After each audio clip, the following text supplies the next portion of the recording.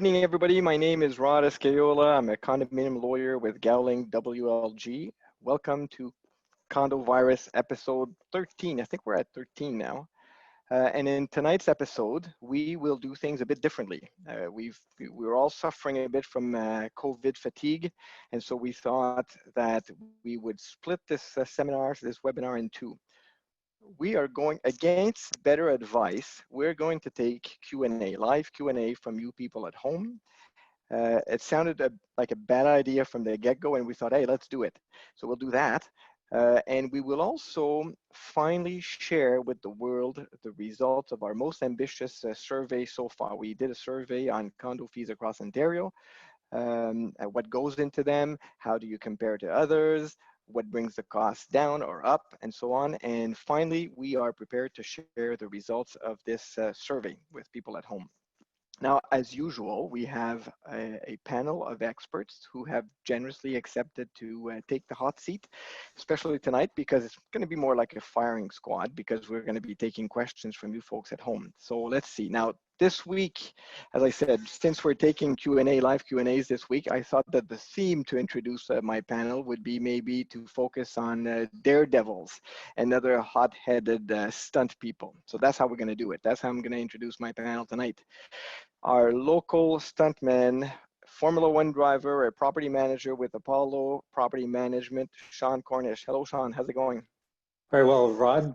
Following the complaints over the last couple of weeks about my long hair and boring white backdrop, I've got a haircut and a new backdrop. So hopefully it works well on video. Wonderful. Thanks so much. Obviously, where you're at, the barbers are open. Not everybody has that luxury. Now, a juggler of torches and swords and other important condo issues, a manager with Crossbridge. Speaking on behalf of ACMO, we have Catherine Gow. Hello, Catherine, you there? Hi, everyone. I'm trying to keep my frizz ball contained because the barbers are not open here in Toronto, but frankly, it looks the same always. And we're well, if warm, and missing our pool, but otherwise fine. We'll talk about that. We will. Yes, speeding in on her jet ski to bring the Condo Act into the 21st century from Lash Condo Law, and speaking on behalf of CAI Canada, Denise Lash. How's it going, Denise? Hey, it's great to be here. Looking forward to the Q&As. And our condo twins and tiger tamers, we have Graham Siegfried McPherson and David Roy Blotkin. Now, I forget which one of the two got mauled by the tigers. I'm not sure, but hello, Graham and David. I'll be honest, I'm doing this webinar with a cat at my feet biting at my heels, so I might be the mauled one. Good stuff. The Jackie Chan of the stunt industry, never throwing caution to the wind, from National Life Safety Group. Hello, Jason. How's it going? Fantastic. Thanks for having me. I'm looking forward to it. And finally, we have somebody who basically just rolled onto his dirt bike through fiery hoops, the evil Knievel of engineer from Keller Engineering, Justin Tudor. Hi, Justin. Hey, Rob. Okay, there it is. So tonight, Q&As. We invite you to put your questions in the Q&A box. So obviously there's the chat party line. Keep that going. It's fun to see all the exchanges. But for your questions that you want to put to the panelists, we ask you to put them in the Q&A. And we ask you to be kind enough to put at the very beginning of your question in cap letters, whether it's a legal question, an engineering question, a safety security question, a property manager question, or put the name of the person you'd like to address your question to. So then when we go through the questions, it'll be easy for us to see the legal questions, the engineer ones, the ones that are meant for Denise, and so on and so forth, and keep the chat channel for the party line. So that's, I see some questions are coming in, and hopefully my panelists are keeping track of that, because I'm about to go into the disclaimer section, my favorite part. Disclaimer. Keep in mind that whatever legislation we refer to tonight is Ontario legislation. For those of you listening from elsewhere, you'll have to adapt this to your reality. Keep in mind that the information we provide today is accurate as of today, to the best of our ability, today being June 10th, 2020. So if you're watching this on a rebroadcast, things may have changed. Very importantly, keep in mind that whatever we discuss today is general in nature, it's general guidance, it's not legal advice. And so you may need to seek professional advice to answer the specific questions that pertain to your specific situation. Also, we're uploading this webinar onto our Condo Advisor website. You'll be able to see it later. It usually takes us about 5 to 7 days to upload it, so you'll have to be patient with us, but you'll be able to access it by going to condoadvisor.ca. At the very top, you'll see a webinar button. You click on that, you'll be able to see next week's webinar, but most importantly, past webinars. And the Law Society requires me to tell you all that this session is recorded. So there it is, you've been warned. Okay, now, I guess before we move on, let's get an update from the Condo twins on what has been reopened in Ontario. I'm not sure who would tackle that. So there's been a few announcements. There was a big announcement yesterday. There was one last Friday. David, are you the first one to tackle this? Sure, I'll jump in quickly, and Graham will fill in everything else I've missed. But we're now in stage 2. We made it to stage 2 in many of the areas across Ontario. So it's very important that you check if your area is covered by all the different new openings. So the GTA, for example, and the Golden Horseshoe are not permitted to do a lot of the things that the rest of Ontario is. So there's now reopening of businesses with the, and allowing for, I see I'm having issues with my video. Graham, why don't you jump in on this, and I'll try and fix these issues and get back on. Yeah, for sure. So like David said, for the regions that are in stage 2, what we can expect as of Friday are some more reopenings of some big ticket items like outdoor dining at restaurants and bars with patios. The malls will be open again with certain restrictions, and that'll probably for any condominiums that happen to have that large scale of any commercial stuff going on within them. That's going to be something that factors in. But I think the big ticket item that's probably going to catch most people's attention are that swimming pools are going to be open in the stage 2 regions. And it's also worth noting that as of now, even in stage 2 regions, gyms are still going to remain closed, and we haven't heard anything further on that.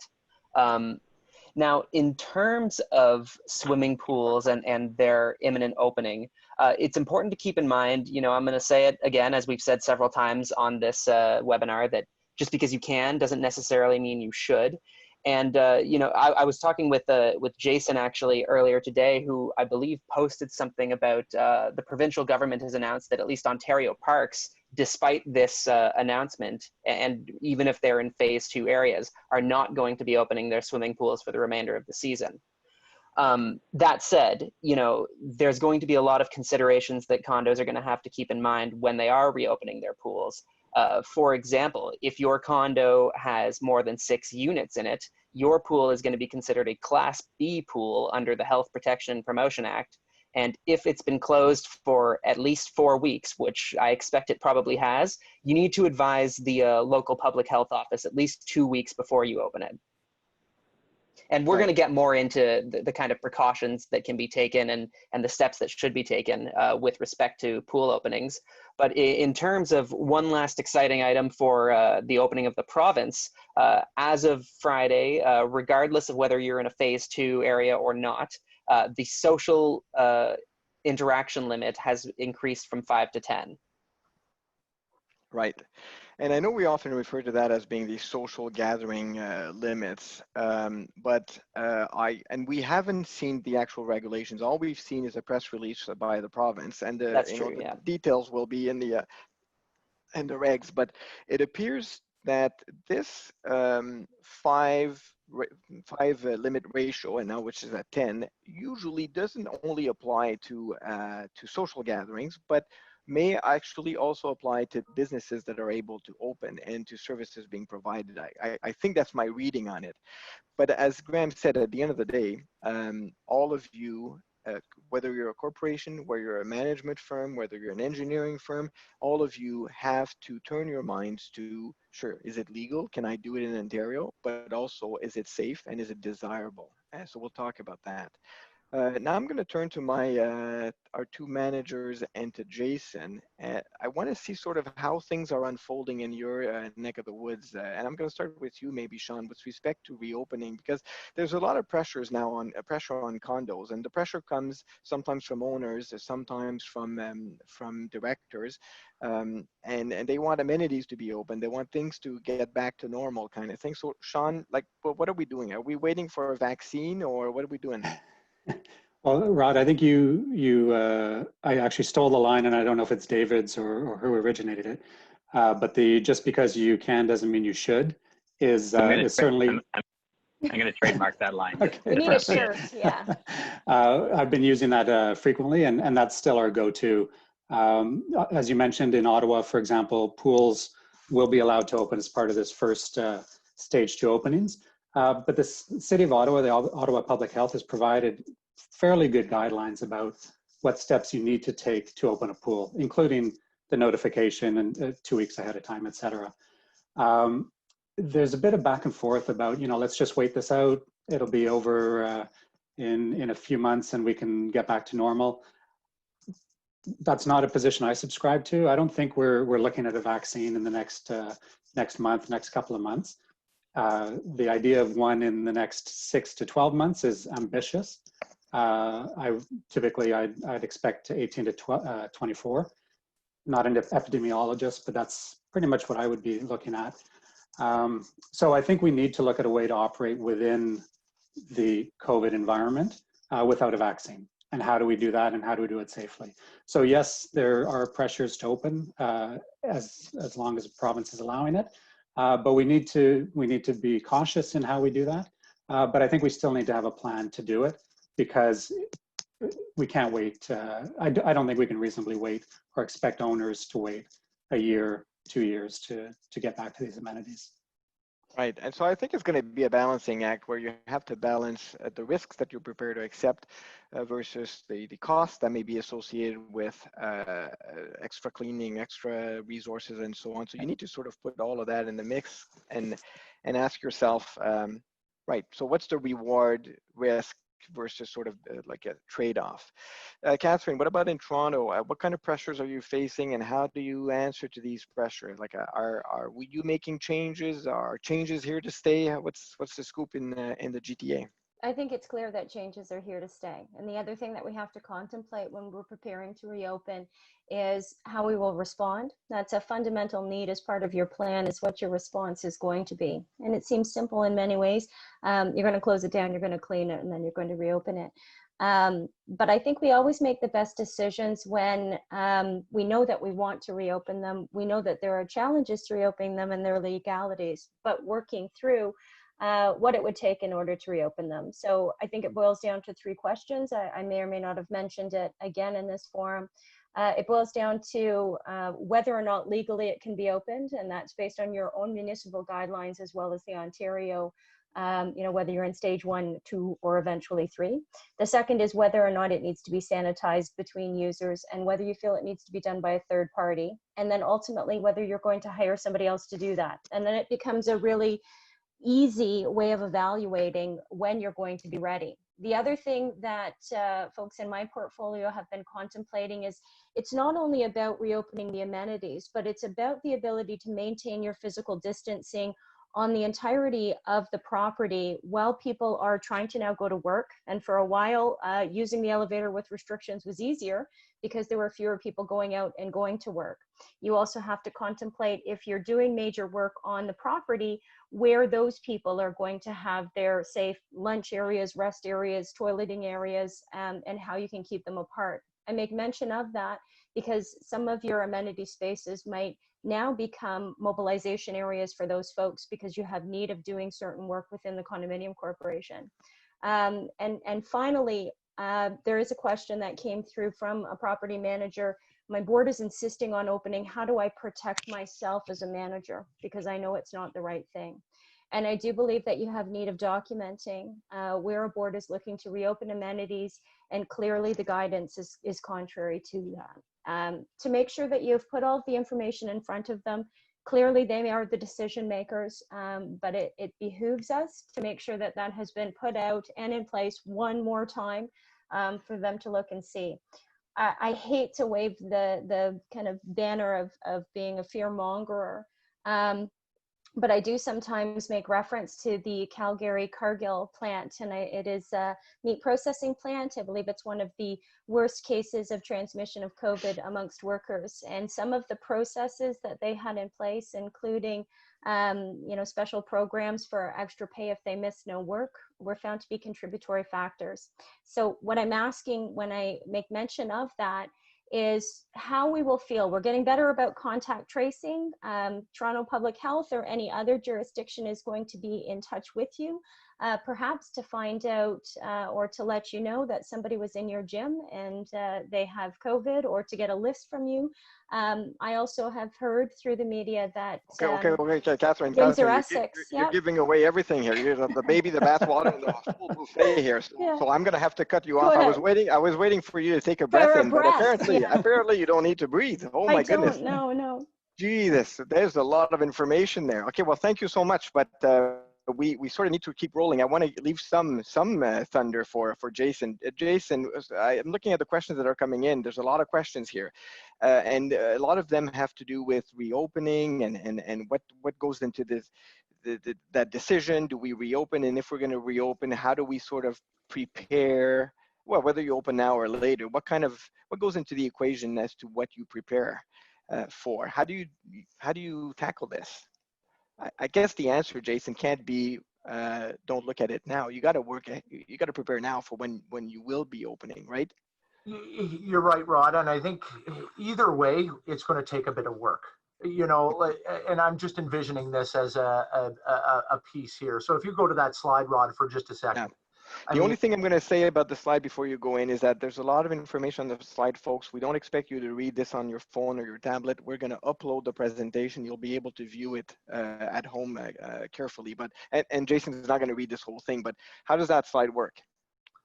So quite simply, this is I've prepared a document that addresses each amenity. So we've got gyms and fitness rooms. And I know some of the questions have come through about cards rooms, billiards rooms, golf rooms, library, indoor pools.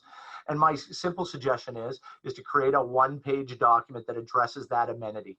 And what we've tried to do is create that document for you to provide some guidance. So as an example, gyms and fitness rooms right now, they shouldn't be opened in your condo right now.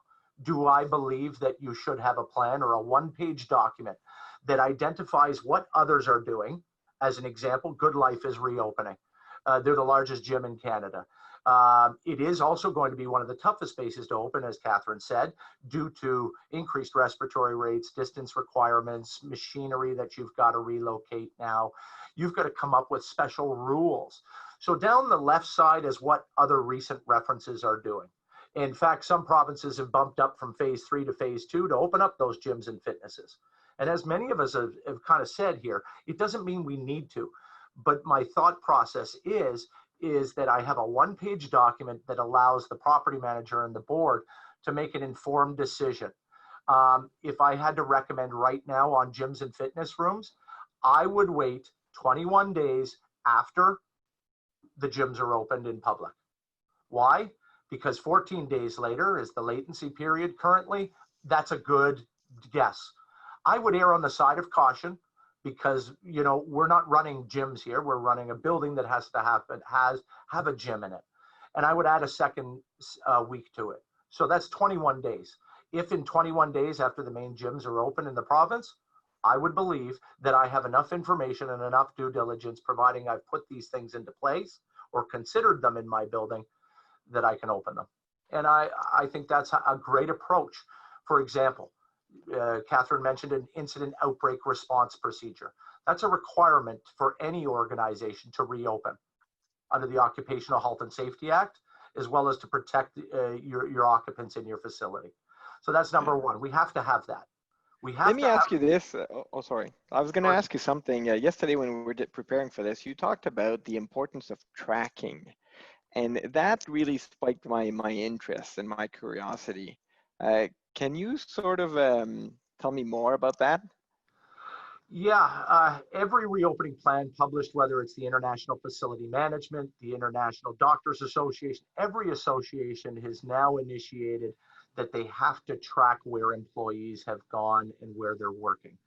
So in your condominium, if you are going to open up amenities, you need to track who goes in there and who goes in there in a period of a daytime. And you're doing that to control access and egress, to control cleaning schedules, but you're also doing that for a hidden thing that's not really discussed.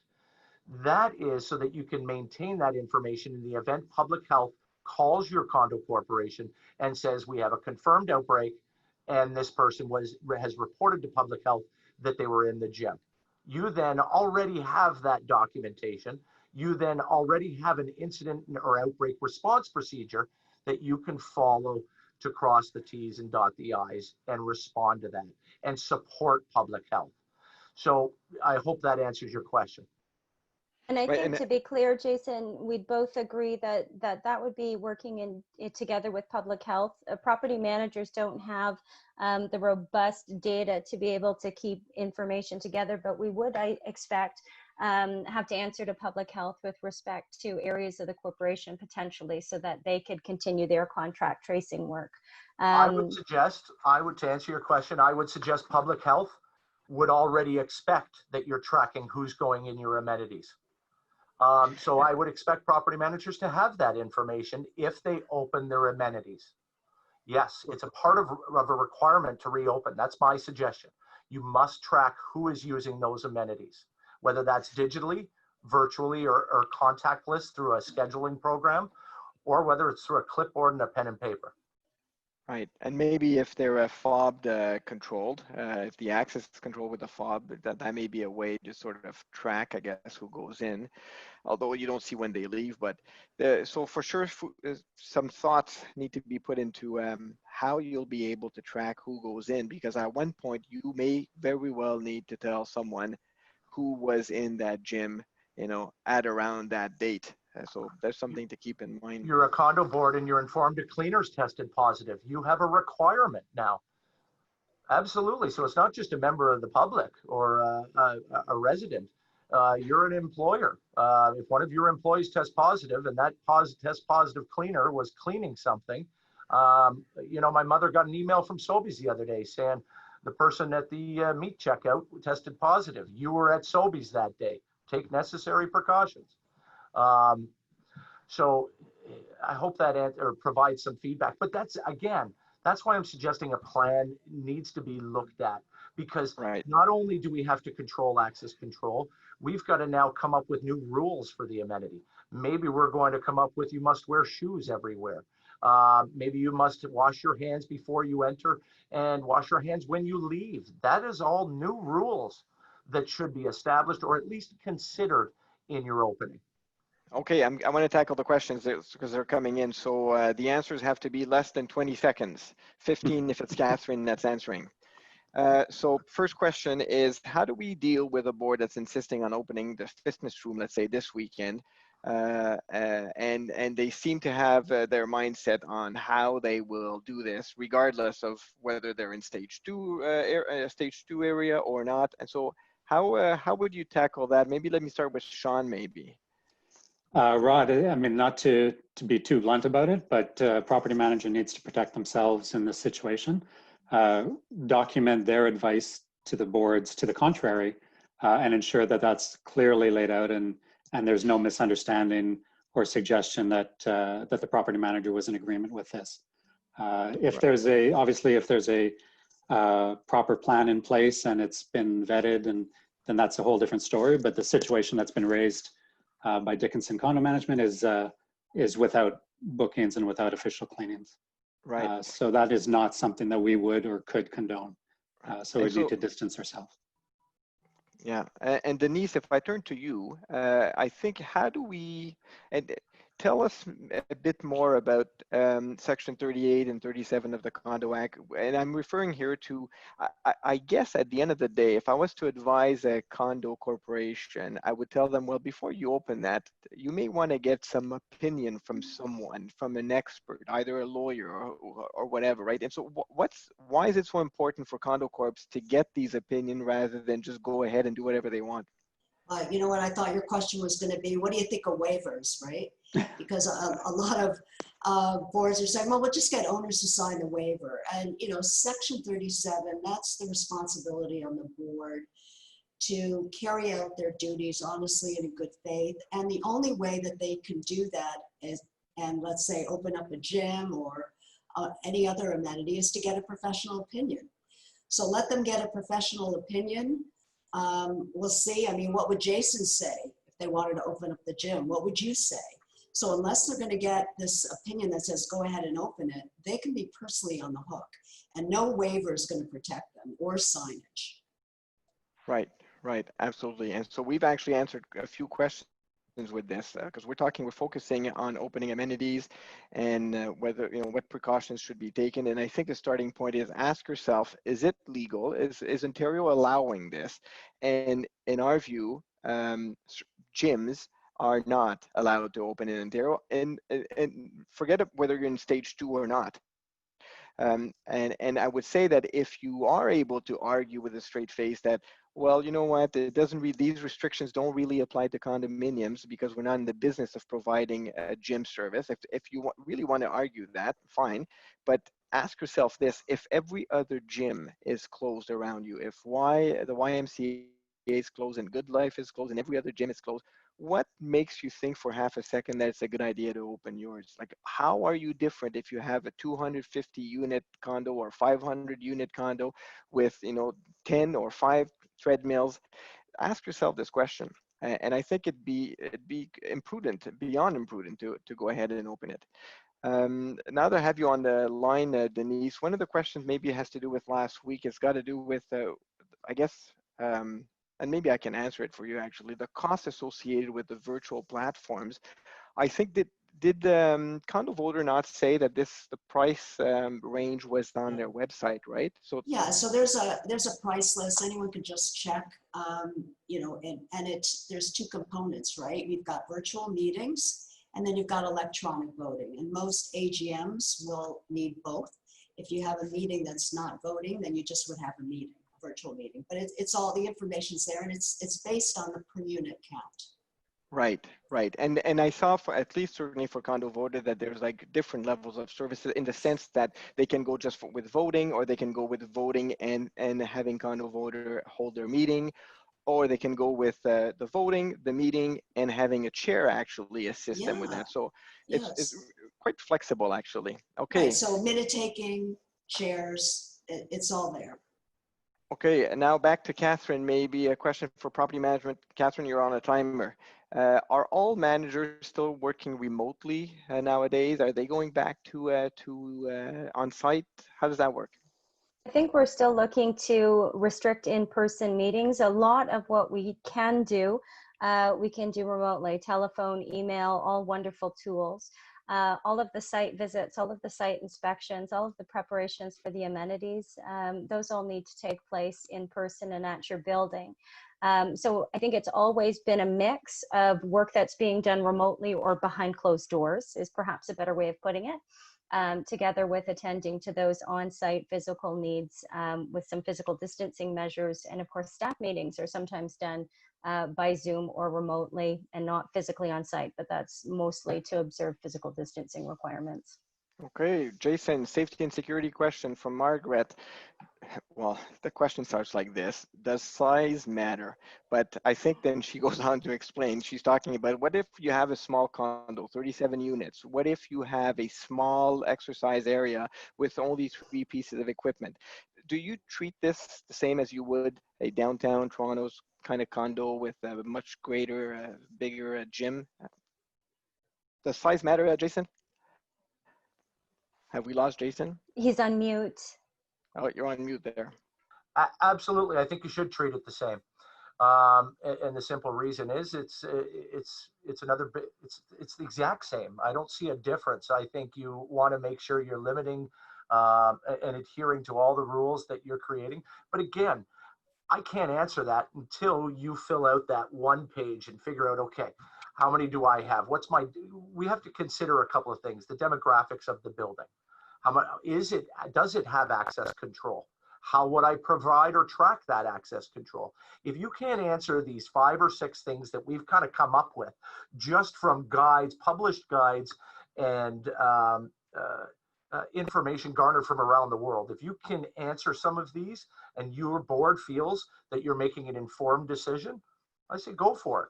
But I think at the minimum, you've got to answer these, because all of these other gyms and fitness rooms and pools are doing the exact same thing. In fact, the province of Ontario, as Graham had mentioned, had turned around and said, you know what, we did these little one-page thing and we figured, holy jumping, we can't even open these pools.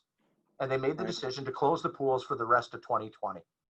Right. And they made that decision based on a page or 2 of documentation that everybody got around and said, we can make this informed decision. We're just going to cancel it. We can't meet the requirements.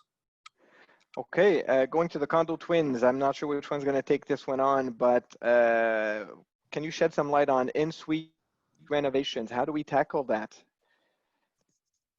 Graham, David? I'll jump in because I spoke about it in earlier weeks. So I'm not sure how much has necessarily changed from our previous discussions on this. You still need to put in place those protections for your residents. I mean, you're still going to have the contractors going in and going through your common elements, still using the elevators. So those same protections, like having them agree to conditions of working during certain hours or only using the elevators at certain time periods, it's still very advisable to do that. So I don't know if Rod or Denise wanted to add anything on that, but I don't think moving into stage 2 has necessarily changed all that much on that front.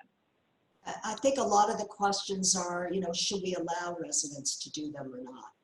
And I think we're now in agreement that if it can be done safely, then it should be permitted.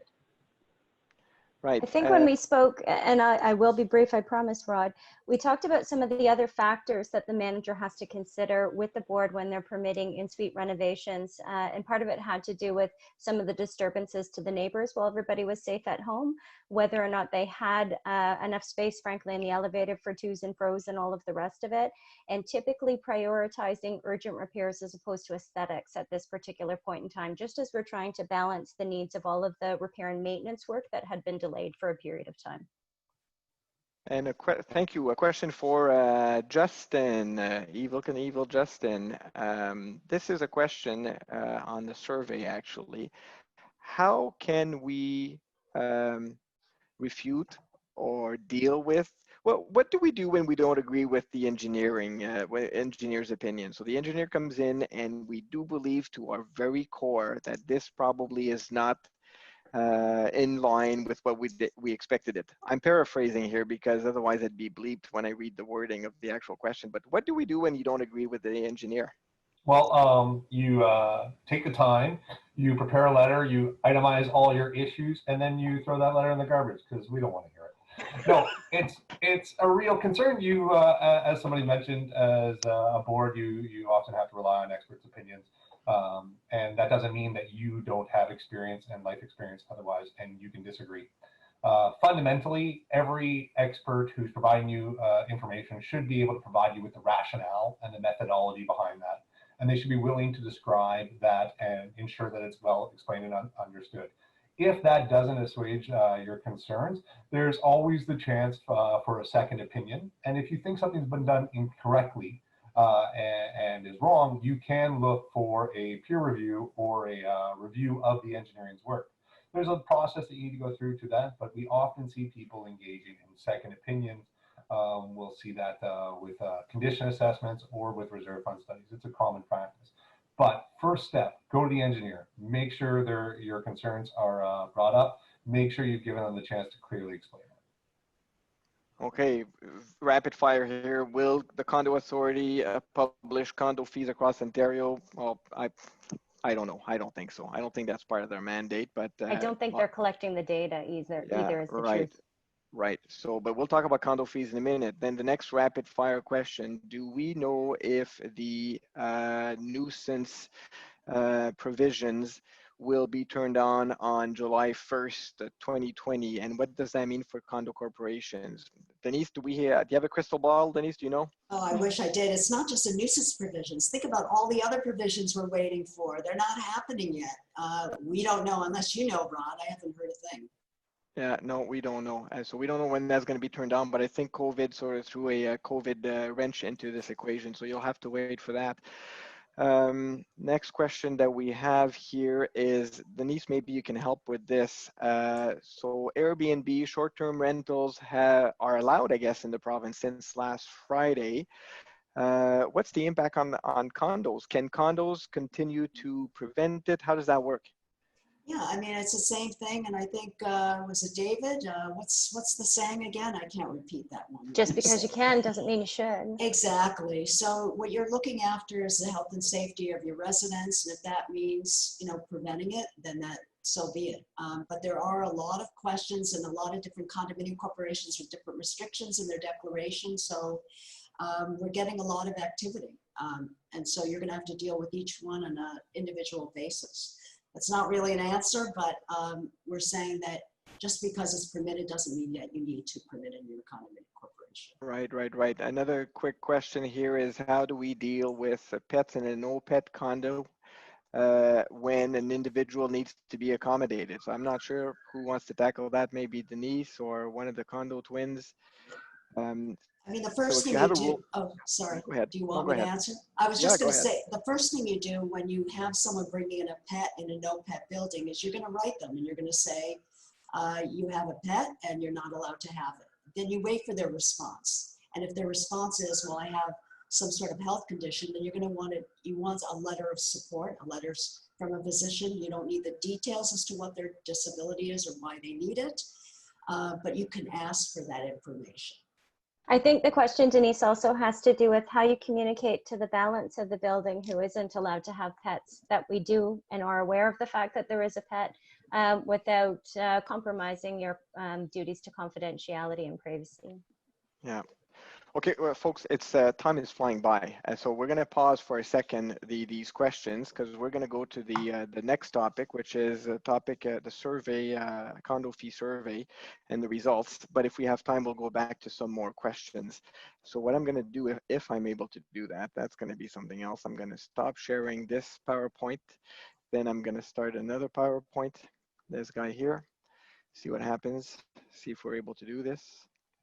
And back here, share screen. Okay, Graham, do you see the second PowerPoint on your screen? Yeah, mission accomplished. Okay, wonderful. We're lift off, folks, lift off. Okay, so we have done, this has been many months in the making, and we put together our most ambitious survey so far. We like to do surveys at Condo Advisors, and we've put this one, and this one is our most ambitious one so far. And the objective behind that survey was to try to answer the old age question, like, how do my condo fees compare to others? We hear that all the time. I live in a condo, I'm on my own board, and anytime we deal with a budget, the question is, are we along the same lines as the neighbor? But the reality is that you can't really easily compare the condo fees or the common expenses in one tower versus another one. There's too many things go in the mix. But with this survey, we try to put together, try to get some lines, like what brings the cost up? Does the age of the building, does that have an impact on it? What about the size of the corporation? Does that have an impact on the common expenses? What about the amenities we have? Does that have an impact on the common expenses? And of course, the answer to all of that is yes, right? So to compare apples to apples, we needed to sort of get a very clear picture from across the province. So we have about 700 respondents that have answered the survey from across the province. And so before we go in, I guess maybe, Graham, you can tackle the first portion of this presentation, which will allow us to compare apples to apples, right? So I'm turning the mic to you now. Walk us through these slides here. Yeah, so I'll try to briefly go through kind of the demographics that were captured and what we learned about condos in Ontario, or at least our respondents through that. I'm cognizant of time, so I'll try not to take too long on this. So one of the first questions that we asked was, well, where are our answers coming from? And the vast majority of them are coming from a combination of the GTA and Eastern Ontario. And that makes sense to us. It's no real surprise there based on the kind of density of condominiums in these two areas. Okay, so And we'll keep that in mind when we see the variation. I'm going to keep adding stuff to keep in mind as we go forward. Okay, In terms who answered? in terms of who answered, our most common respondents were actually board members, and that's interesting, I think, because a board member is in a unique position to really have a peek behind the curtain when they're looking at condo fees and what goes into that. And then the next most common answer came from owners at 34%. Now, something to keep in mind too is that we went through these results and we tried to remove duplicates so that we didn't get 10 owners from condo number 2, 3, 4 and then 3 board members from the same condo, just to avoid overlap. Right. Okay. And so now comparing apples to apples. So the stats that follow here are kind of interesting in that they'll give us a good snapshot as to what condo land really looks like. So one of the first questions here is, how are condos managed? And 67% of the respondents are managed by a professional manager. Only 5% identified as being self-managed, and 4% identified it as kind of a hybrid model where there is a manager, but only certain tasks are delegated to the manager and the board takes care of the other management of the property tasks. And then, I'm not sure what this means or what this says about the state of things, but 24% of respondents were not aware of how their condo was managed. I think that must mean their condos are very, very well run or very, very poorly run. Let's assume that. It's run so well, I don't know, it just manages itself. What about the age of the fleet? So the most condo buildings, in terms of our respondents, the most common ages were between 11 and 20 years, and then there's a bit of a dip, and then the next most common are 31 to 40-year-old buildings. Right. Let me see. What about the number of units? Yeah, in terms of the kind of size of condos and the number of units, we most commonly see 101 to 250 units, and then the next most popular answers are kind of below that, and then when you get bigger than 250 units, there's a significant drop off in the number of units. Okay, and all this, folks, will lead us to what's the average condo out there, and then we'll talk about the fees. Let me just, what about well, I think let's stick to this here because I want to move ahead a bit. Let's focus on what's included in the common expenses and the condo fees. Yeah, so when we asked our respondents, is water included, is hot water, is air conditioning included, we can see the results here. And I understand too that there's a lot of information being presented here, and worry not, like the slide that Jason showed earlier, this will be shared. Wait a second, Graham. That's not true. It will only be shared. This is only shared if you answer. If you complete the survey, you will get a copy of the Look at me trying to give out free stuff. Look at that. So, so if you want to see, answer the survey. But when we consider, for example, that 30% of respondents have water included in their common expenses, that means that their expenses are probably going to be higher as a result, and the other 70% are probably going to have lower common expenses as a result. But the give and take of that is that they're paying their own water. Right. Okay, and next slide. Oh yeah, this one is tough to see here, but this one's a bit of a doozy. What we've done here is listed basically every amenity under the sun, and tabulated what percentage of respondents indicated that their condo has this amenity. So not surprisingly, the most common responses were indoor parking, coming in at about 70%, followed by outdoor parking and grass cutting, hovering around 50%. And there's lots here, and if you do the survey, you can review the slides. But some interesting ones that I thought I'd that I thought I'd point out that were kind of on the opposite end of the spectrum with very low answers were pet washing services, private golf courses, and movie theaters. Who would have thought? And I noticed that the 0% of the condos in Ontario have a prayer room or a place of worship. So there it is. You're not going to pay condo fees on that, I guess. I But guess not. I noticed that about 40% of condos across Ontario are fobbed. So that's an interesting statistics to me anyways. And what about pools? Can you spot the pools? Indoor pool, we're at about 27%. And I can't see the outdoor pool quickly. And well, you know, the topic of fobs, it'll be interesting to see how that evolves in the future. But this data, Rod, I believe, was captured in or about February, correct? Right. Okay. Okay, what about charging stations? We heard so much about the EV charging station. We agonized over regulation. Everybody just had to soul search for months on end. It was a big deal. Letters were written, tears were shed. And, you know, at the end of the day, all the hullabaloo, for now, maybe was a little overstated because 70% of our respondents have indicated that they don't have EV charging stations. Now, Right. I think it's still a good initiative, and it may just be that the uptake on this is a little slower. So we'll have to see how that continues to evolve.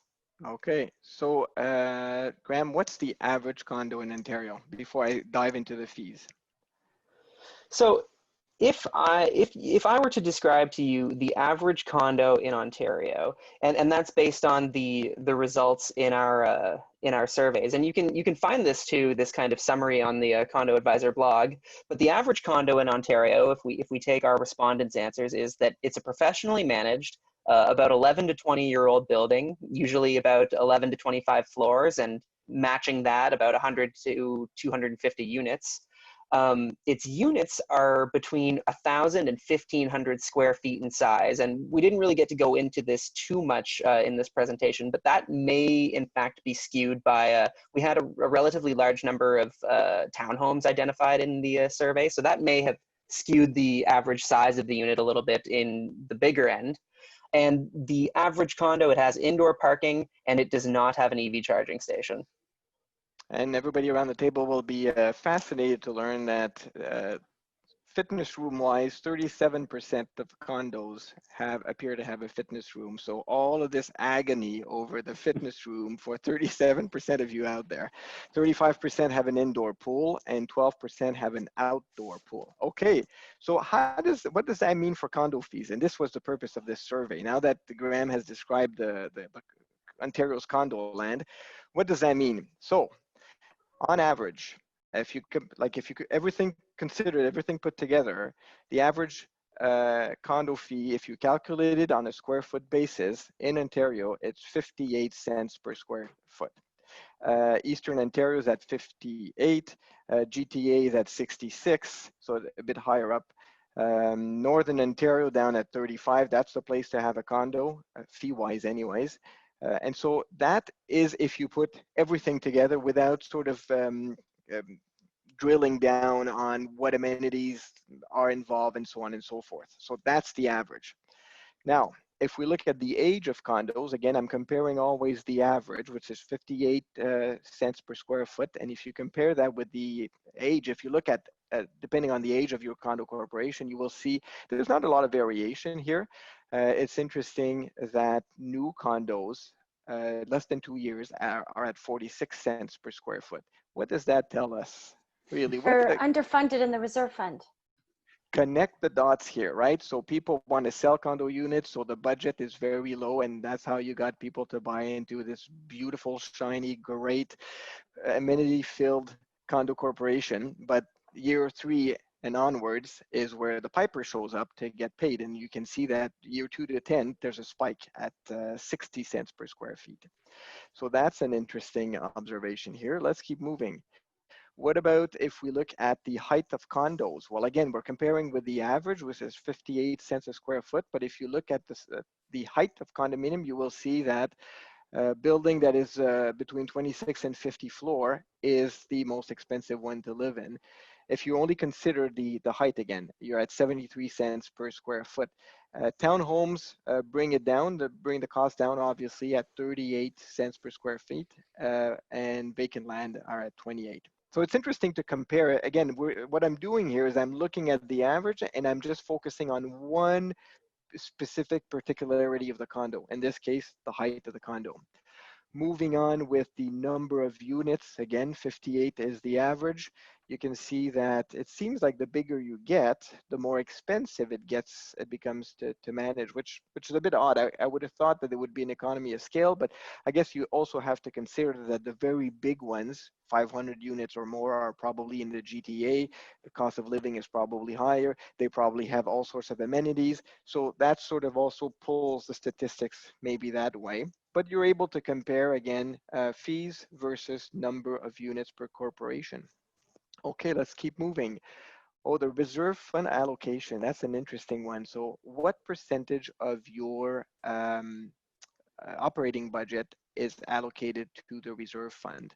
And it seems that, oh, okay, Catherine, I think you were onto something. So the average is 33% of your condo fees go towards the reserve fund, unless you're less than 2 years old, where you're slightly underfunded, you're down at 13%. I mean, that speaks volume of, I think there's an issue there. But also when you look at older buildings, you will see there's an increase in their contribution towards the reserve fund in percentage wise, right? So if you're at the 30-year mark, 36% of your condo dollars go towards the reserve fund, as opposed to the average, which was 33. Okay, let's keep moving. How have fees varied over time? That was an interesting set of questions we've asked people. I mean, condo fees are the big boogeyman out there. People are talking about the condo fees and, oh, we're being bled to death and it's costing a lot of money and there's no predictability and the increases are just like unpredictable. So we've asked them, have they had special assessments? And 56% of our respondents said that they had never had a special assessment. And another 25% said, yeah, sure, but rarely. So you have to add that up. We're at 80-something, 81% of the respondents said it doesn't seem, special assessments don't seem to be an issue. You do have 12% of the respondents that said that, yes, we've actually had special assessments and big ones. So again, I mean, these stats are not perfect, but these stats give us fair indication of the lay of the land. What about increases over time? We've asked them, have your fees increased over time largely, moderately? Have they stayed the same? Have they decreased? Funny guy. Have they decreased? Well, 0.3% have decreased apparently, and 15%, I love that, 15% of the respondents have no idea whether their fees have increased. Must be nice to have that much money that you have no idea if your fees are increasing or not. But you will see that the vast majority of the respondents, 40%, say that their fees have increased moderately over the last few years. Keep moving. I love this one. Are you getting value for your money? And so we've asked people, are you getting value for your money in your condo fees? And 14% say absolutely. 36% said yes. And so that totals for 50% almost of the respondents. Did I get this right? Are of the view that they're getting their money's worth. And then at the very bottom, you have 9% that are of the view that they're not getting their money's worth at all. That's fairly low, I would think. And the same 14% who are blissfully ignorant of whether or not they're getting their money's worth. Okay, but look at this. We drilled down further, and then we've asked the same question, and we've split it between directors and owners who are not on the board, whether they felt that they were getting their money's worth. And so directors are blue, non-directors are red. So you can see that there's a big difference. The directors absolutely believe they're getting their money's worth, and significantly, and yes, when they answer yes, you get about 50% of those that really are of the view that they're getting their money's worth. When you go on the other end of the spectrum, those who felt that they were somewhat getting their money's worth or not at all, you can see that the red bar indicating those are non-directors are of the view that they're not getting their money's worth. What does that say? I'm not sure. It is possible that the directors have more information, and maybe we are doing a poor job at advertising and educating the troops as to what it is that they're getting for these condo fees. Maybe we need to sort of educate people, and that may change that. Or it may also be that the directors have simply drank the Kool-Aid, and they're very happy with how things are going. But I think that says a lot here. What else do we got here? the most costly amenities. So we split it down by amenities, and we're almost done, folks. I hope you enjoyed that. I actually had a blast putting this together, and I hope you find that useful. And if you want the slides, you need to answer the survey, and then we'll email the slides to those who have answered. But the most expensive amenity is a cellar. Again, that may have to do with the fact that cellars are in higher end condominiums, and that may have an impact on that. Laundromat at 76 cents per square foot. Then golf courses. And then you'll see there's a big bunch here of staff. Staff is costly. 24/7 security guard, concierge services, live-in super. Those tend to bring the, I mean, there's a value added when you have these services, but that tends to bring the cost, the common expenses up to 74 cents per square foot. Actually, I just want to give a gold star to Dwight in the comments, who pointed out that bigger buildings means 24-hour security, which equals high cost. Almost invariably, yes. Yeah, for sure. And let's see what else we got. I'm not looking at the chat line, so I'm not sure what's coming in because I'm focusing on the slides here. But and then you see the cost goes down depending on what's the amenity. So if I go to the last, so picnic table and gazebo areas are not that expensive. So they are found usually around in condos where the fees are at 35 cents per square foot. And so on and so forth. Piano rooms apparently are at 60 cents per square foot. So again, I mean, these stats are not perfect, but I think they provide us with, I think, a very interesting sort of data, and it helps you maybe compare to others, keeping in mind that there's too many things that go into the mix. So you really can't compare yourself to the Jones across the street because too many things go in the mix. Any reactions maybe from the panelists, the managers, or Denise or anybody on to these stats? I think whenever you're looking at statistics, you want to look at your comparable. So as interesting as this information is, Ron and Graham did a really great job in describing the fact that it represented all of condo land. And when you're trying to make sense of it for your own site, what you're going to probably want to do is do a bit more of a localized survey of buildings that represent more like your own. Obviously, if you're a 500 unit, 30-story condominium, your comparable is not going to be a 30-unit townhome. And so to find some comparables that make good sense can also give you some better benchmark information. Right. And Yeah. so the average, I was going to say, and I forgot to mention that the least expensive condo to live in is a townhome in Northern Ontario built less than 2 years ago with less than 50 units. And the most expensive condo to live in is in the GTA, is 2 to 10 years old, has at least 500 units, up to 50 floors, has a wine cellar, a security guard, a concierge service, and a live-in super. Denise, you were going to say something. Well, I was going to say something because I think we all hear these comments at the annual general meetings where owners will stand up and say the building across the street is exactly like our building and their common expenses are a lot less. So we have to make sure that, it's stressed that it depends on how that building is managed. So you have two exact buildings. Well, they haven't been maintained over the past 15 or 20 years. Depends on how management has handled things. Right, absolutely. That certainly goes into the mix. And I Anybody think you else? hit upon the most critical factor whenever you're talking about fees is the communication of it, right? And so when folks don't see value in their fees, it is, I think, sometimes because they don't understand how all of those costs are built, right?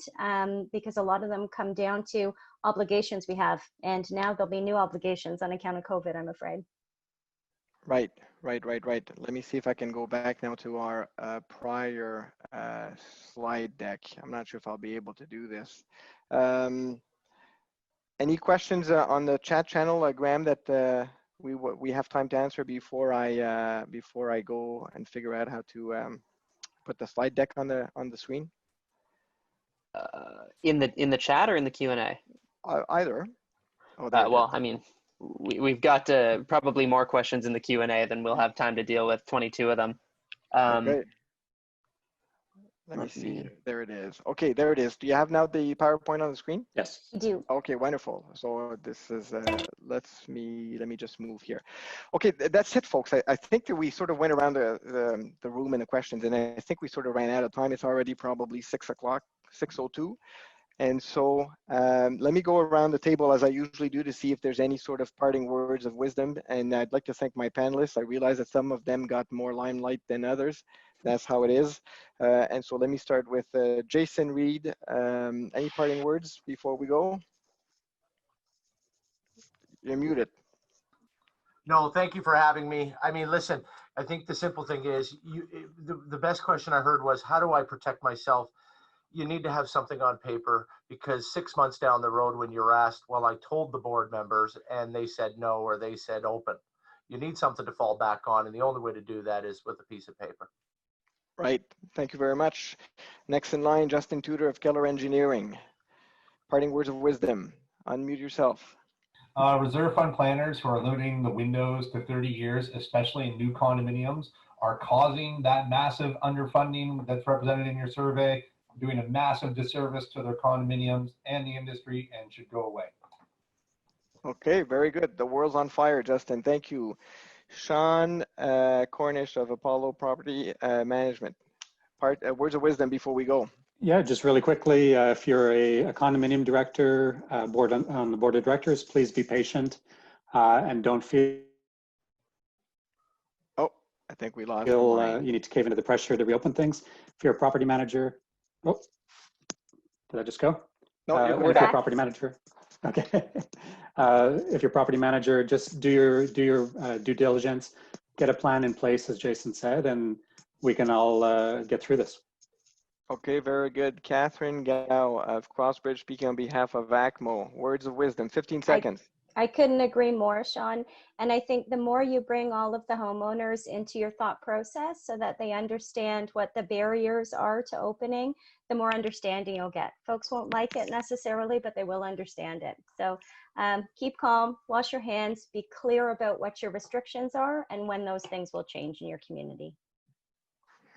My favorite condo lawyer outside of Gowling's, Denise Lash of Lash Condo Law. Words of wisdom before we go. Well, I may have said this last time, but it's better to be unpopular and not open up the amenities than it is to have a lawsuit. Absolutely. Nice. Absolutely. Condo Twins, Graham McPherson, thank you so much for your input today. Words of wisdom before we go. Yeah, with these reopenings we're seeing and these social limits increasing, just be careful. I know it's going to be exciting, and I know we've all missed, going to patios and being with more than 5 people, but just make sure to keep being careful, because, we've gotten here as a result of everybody in the province's hard work, and we just want to try not to undo that. Absolutely. David Plotkins, words of wisdom, parting words. Yeah, everyone summarized this all really well. Changes are happening. The weather is getting nice. Don't get too excited. We still have obligations, and always remember to stay in your lane and seek the advice from the requisite professionals when you really need engineering advice or management advice or legal advice. You really do need to rely on that, even as you get the pressure from all the members of your community to start opening everything up again. Right. So next week, there's another webinar next week, Wednesday, June 17th, 5 p.m. The information will be posted on Condo Advisor. You will need to register again for those of you who want to attend. I haven't picked up a topic yet, and I'm slowly but surely running out of ideas. So this is your opportunity to send us suggestions. You can do this by, when you do register, again, it's on condoadvisor.ca. You click on the webinar tab at the top, and then you'll be able to register. And there's a box where you can give topics or ideas or suggestions as to what you'd like to have covered next week. And I think, summarize today's words of wisdom. Reopening the province is a bit like going to the nudist beach. Just because you can't doesn't mean you should, right? So I said it. There it is. So folks, thank you very much for tuning in once more. And we will see you next week at same channel, same place, same people. Take care, everybody. Thanks again for spending your evenings with us.